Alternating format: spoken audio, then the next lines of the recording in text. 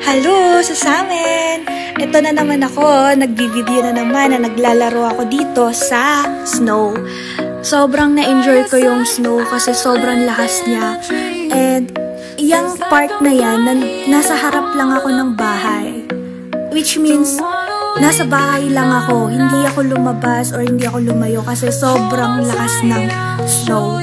Nakikita nyo naman kung gaano ako nag-e-enjoy paikot-ikot, maglakad-lakad, magpaulan sa snow.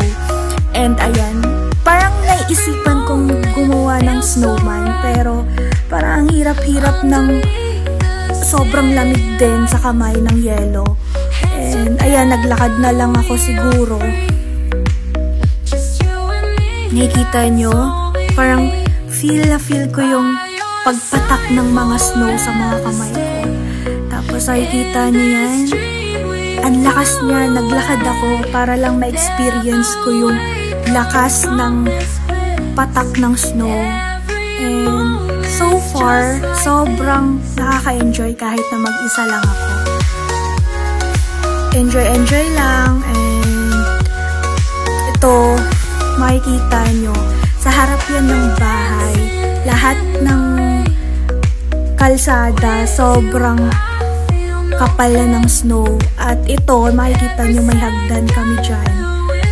Nako, ang hirap bumaba dyan kasi pag natunaw yan, sobrang nakaka-disgrasya. At ito, umakyat ako sa bundok. Bundok to, green na green yan pag summer. Pero ngayon, look at the view. So white lahat. Nakaka-amaze talaga. And medyo bumaba na ako, kaya naglakad na ako dito. Ito, na-wipe na to yung mga snow dito. Kasi, madami nang dumadaan ng sakyan. So, may naglinis na rin sa kalsada ng mga snow para hindi rin makadulas at para makadaan din ng mga sasakyan.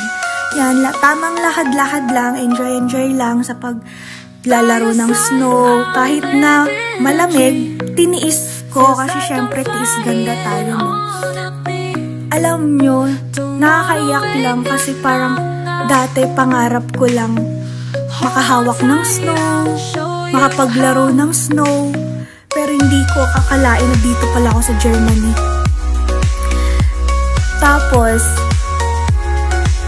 nakita ko yung kapitbahay nagkakayod ng snow, so nakigaya na din ako kasi parang required yun dito para makadaan pa yung ibang sasakyan. So, kailangan linisin mo yung part ng bahay mo. Tapos, ayan! Diba? Ang cute ng snowman ko na ginawa. Ang hirap kong ginawa yan kasi yung mga snow dyan sa hagdan, inipon-ipon ko para makagawa ng snow.